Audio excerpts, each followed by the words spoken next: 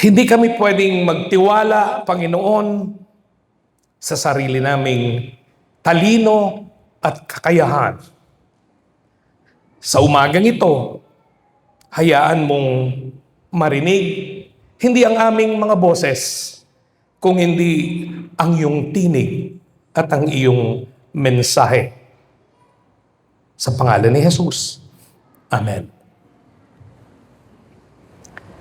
Kanina pong pagdating din namin, ang isang term na ginamit ng misis ko, si Engineer Irene, sabi niya, bongga ang mga damit ng mga kababaihan. Nakita niya kaagad, kapansin-pansin. And this is just right. Ito ay isang okasyon na talagang pinaghahandaan. Imagine, isang siglo, isang dekada at 2 taon. 112 year anniversary. Sa loob ng 100 taon, 1 dekada at 2 taon, napatunayan natin ang katapatan ng Diyos sa iglesyang ito. Kanina, habang nakikinig ako sa inyong kasaysayan, may galak at luha. May suliranin, may solusyon. Ito ay isang sangkap ng isang sumusulong.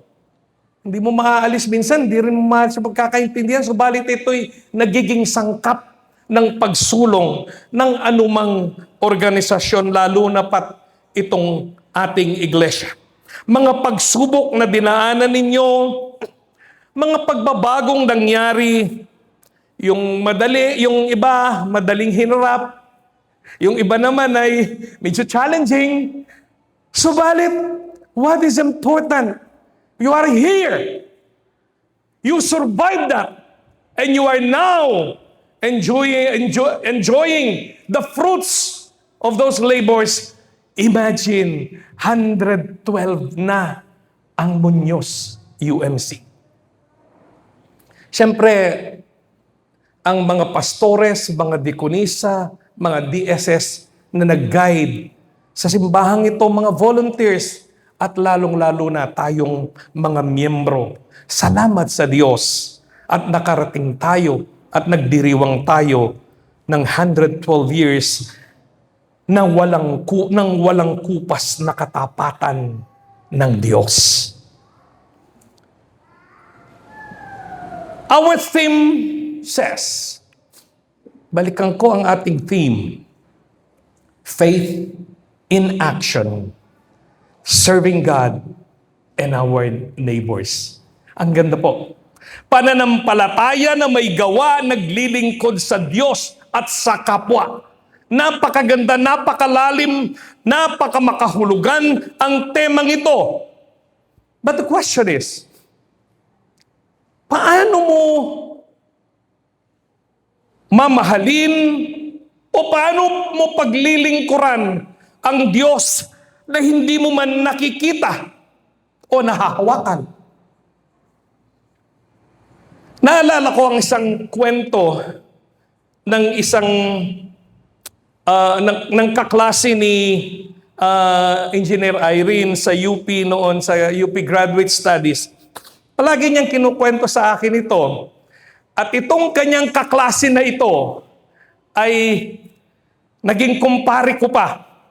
Ito po ang nangyari. Ito yung kwento niya.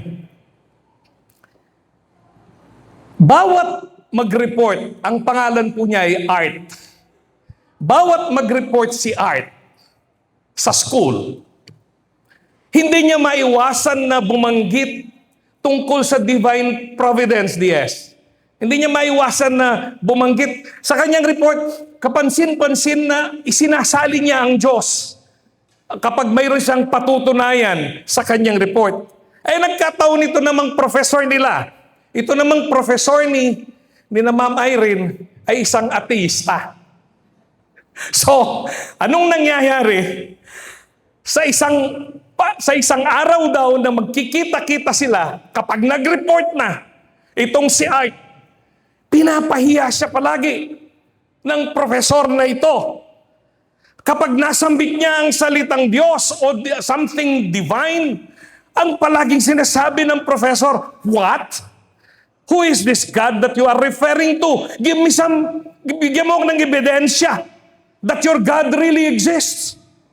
Nakita mo na ba ang sinasabi mong Diyos? Ano itsura niya? Nahawakan mo na ba siya? Ang dami niyang tanong, sasagutin naman pong with passion nitong si Art. Subalit sa bandang huli, siyempre agrabyado pa rin siya. Profesor itong kalaban niya. Pahiya pa rin.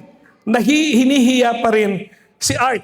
In short, kapag tatayo na si Art, sabi daw magbubulungan sila. Huwag mo na kasing isama ang Diyos, yung mga kaklase niya para hindi tayo nagtatagal at hindi ka mapapahiya. Subalit, Art cannot. Hindi niya maiwasan na banggitin ang pag-ibig ng Diyos sa kanya every time that he reports to school. Ayun, ang tatanggapin niya, pamamahiya, hamak, panghamak, ang naranasan sa loob ng isang semester o 4 na buwan. Palagi nga silang nakikiusap sa kanya, huwag mo na isali para umiksi ang oras. Pero palaging pumupunta doon ng usapan kapag siya na ang nagre-react. Finally, natapos ang isang semester, pamimigay na ng grades. Nagbigay ng grade ng mga class cards to the amazement of his classmates. Art got a flat 1. This is true. Got a flat 1, that is 97 to 100%. Tinanong ni Art, si professor niya, "Sir, bakit po ako nakakuha ng 1.0? Simple ang sasagot ng professor. You deserve a flat 1 grade with that kind of faith. Your God must be proud of you," sabi ng professor. You didn't whine, not even once. You were consistent and sturdy in being faithful to your God. Kahit na napapahiya ka at natatalo ka, still, you clung until the end. Ang kababaan mo ng loob at pagsuko sa mga kahihiyan, kahit nag-iisa ka na lang, ay siya namang tayog at tibay ng iyong pananampalataya. You deserve to have the highest grade, sabi ng professor. And you know what is significant about that? Ang buong pamilya ni Art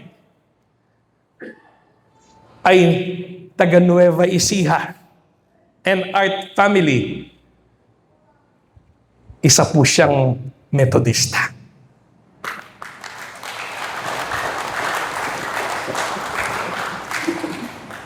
Inaanak ko po yung kanyang panganay na anak sa kasal. Nasa Canada na po sila ngayon. But wherever Art goes, he carries the faith. Ipinapaalala sa atin ng kwentong nito na ang pananampalataya ay hindi lamang dapat naririnig at sinasabi, kundi ipinapakita at isinasabuhay. Faith is not something we declare with our lips. It is something we demonstrate through our lives.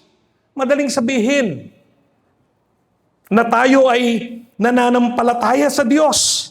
Dumadalo ako sa church service, umaawit ako sa koro, nakikinig ako ng sermon, ngunit ang tunay na tanong ay ito, nakikita ba sa ating buhay ang ating pananampalataya?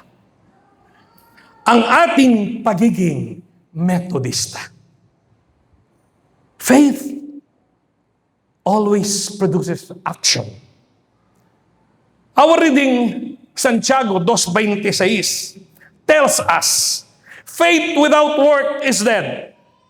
In Greek, yung ginamit po niya, pansinin ninyo yung sinulat ni Santiago. He used the term works in plural form. Ang Greek equivalent nito is ergon, na kapag siniyasat mo ang meaning ng salitang Griegong ergon, it talks about yung kabuuan, karamihan, isang maraming trabaho. It talks about deeds, actions, or observable work or an observable behavior. It simply means faith that never shows up in how you live. It is not real. It has no breath. Ang tunay na pananampalataya ay may bunga. It changes the way we live, the way we treat people, and the way we respond to the needs around us. Kapag ang isang tao ay tunay na may pananampalataya, hindi siya nananatiling makasarili. Hindi siya nagiging manhid sa pangangailangan ng iba. Instead, he becomes willing to serve, willing to help, willing to love, and willing to sacrifice. Ito ang nais ipinapaalala din sa atin nang nabasa kaninang Proverbs 3:27. Withhold not good from them whom it is due, when it is in the power of thine to do it. Sa madaling salita, kung may kakayahan kang gumawa ng mabuti, gawin mo. Kung may pagkakataon kang tumulong, tumulong ka. Kung kaya mong magbigay ng pag-asa, encouragement at pagmamahal, huwag naman itong ipagkait. Maraming tao ngayon ang naghihintay ng tulong, naghahanap ng pag-asa. Naghihintay ang mga taong magpakita sa kanila ng kabutihan ng Diyos. At minsan tayo ang ginagamit ng Panginoon upang maging sagot sa kanilang mga pangangailangan. Let us not miss this chance, this opportunity, because faith must be seen through action. We say we have faith, but faith must move us into action. Ang tunay na mananampalataya o pananampalataya ay hindi lamang naghihintay.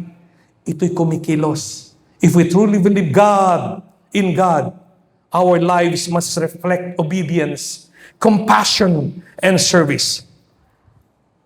Faith becomes real when it is seen in action. Yung kwento ng tatay ko, para hindi naman kayo mainip. Yung kwento ng tatay ko po, yung the story about the flood. Isang araw daw may isang tao, isang relihiyosong tao, a devoted person, na natrap sa bubong ng bahay sa pagtaas ng tubig baha. Lulumbog sa kanila, so nasa bubong siya ng bahay. He prayed fervently and said, I have faith in you, Lord. I know you will save me. So yun ang prayer niya. Nung tumatas na yung tubig, dumaan yung siping niyang bale, si Juan. Sabi niya, na nakabangka, maliit. Sabi niya, tara na, sabay ka na sa akin. At baka tumaas na yung tubig. Sumagot siya, sabi niya, I have faith in God. Ililigtas niya ako dito. Sige, mauna na kayo. Isama mo na yung mga taong yan. Dumating ang isang rescue team. Nag-offer na sumama na sa kanila. Still he refused. Sige na, sabi niya. Sige lang. I'm waiting for my Lord. I know He will help me. Finally, isang chopper. Nag-hover around him, binagsak ang hagdan na lubid. And the man waved saying, sige, mauna na kayo. Because I trust in my Lord.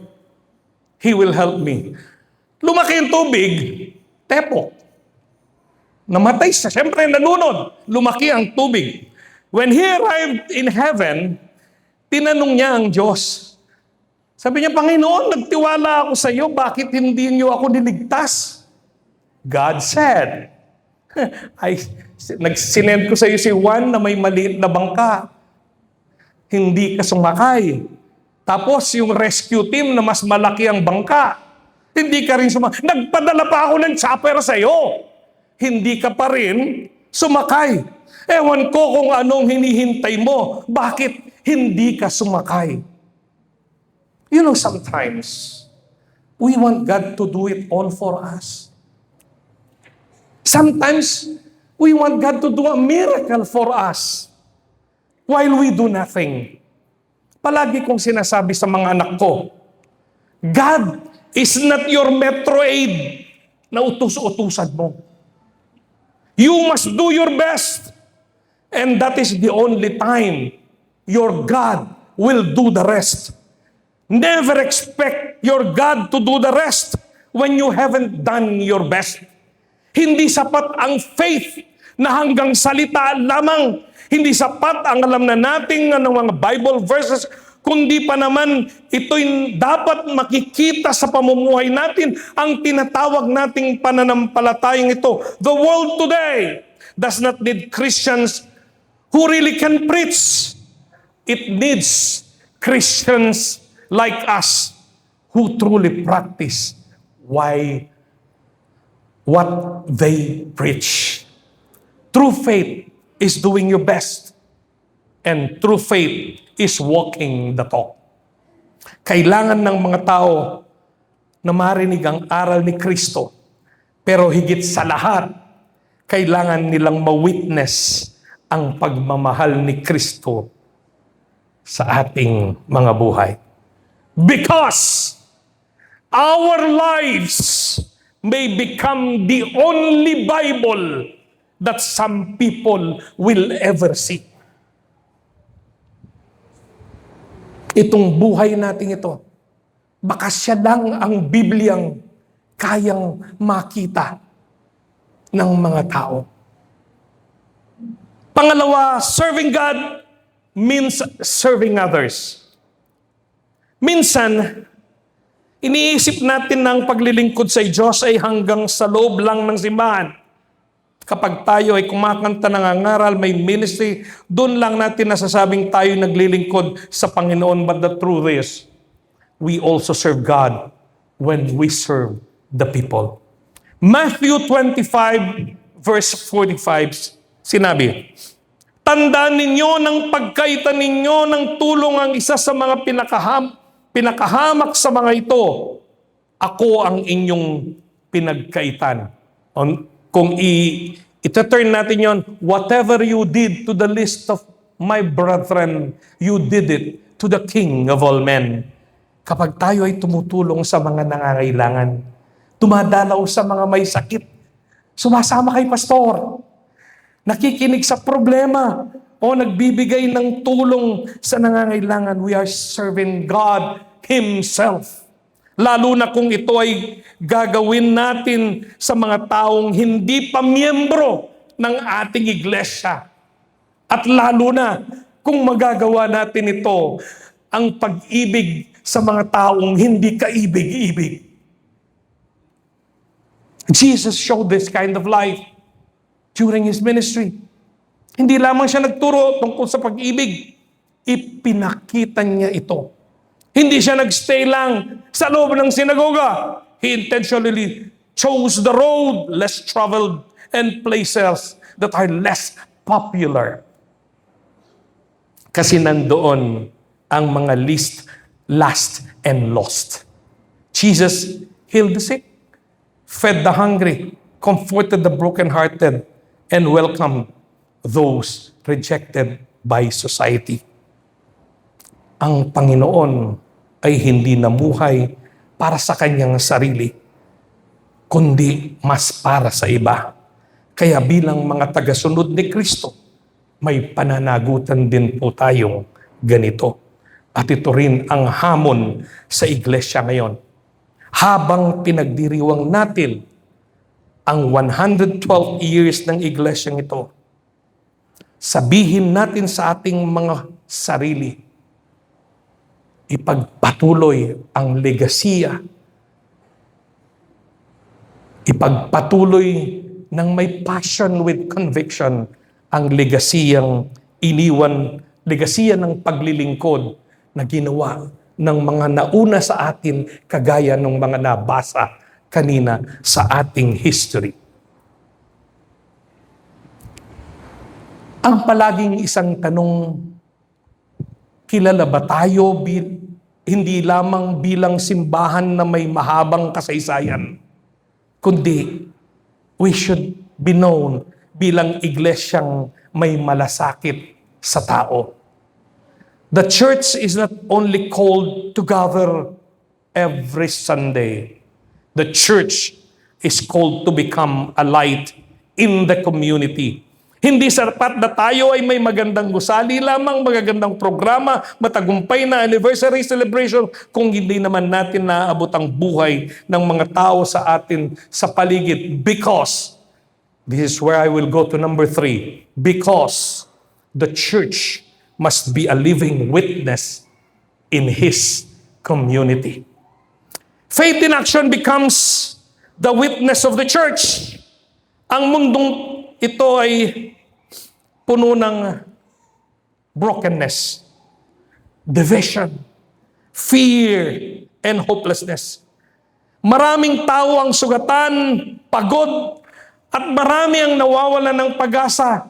And God is calling every church, this church, to become His hands, His feet in this generation.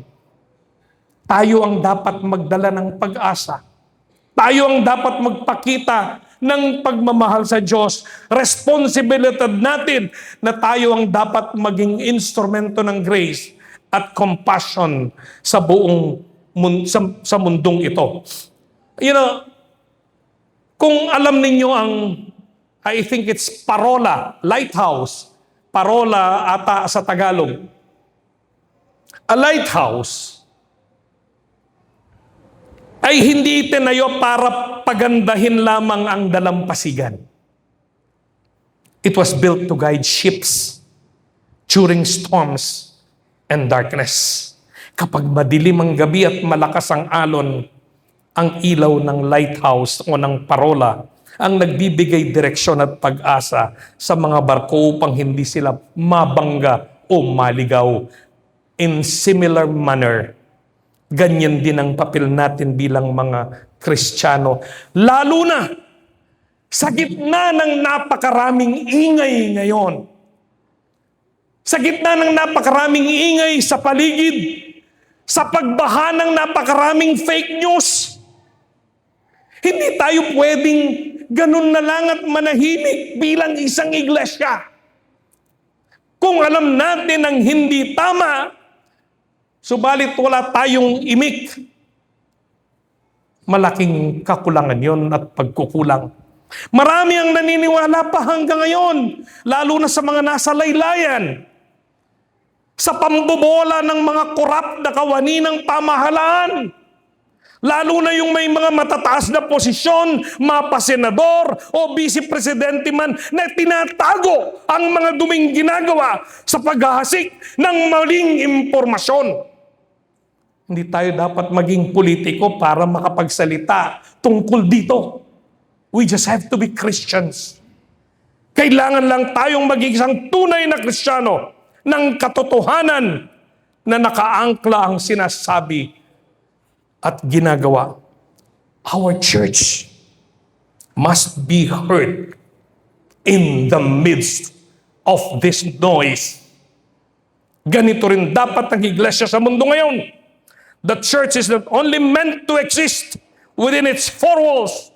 The church is called to become the light of the community.